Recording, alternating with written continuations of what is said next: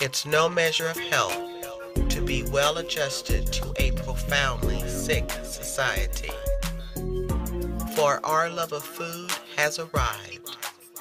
It has been established to enlighten you to the many benefits of natural alternative health and wellness awareness.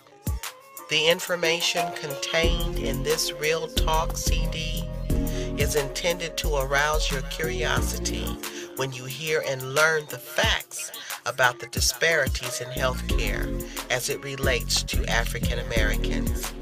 I will share with you thought-provoking and insightful information on how our emotions and our culture affect our health, and how this all relates to our history. Contrary to what anyone says, when it comes to the matters of our health, we are not created equal.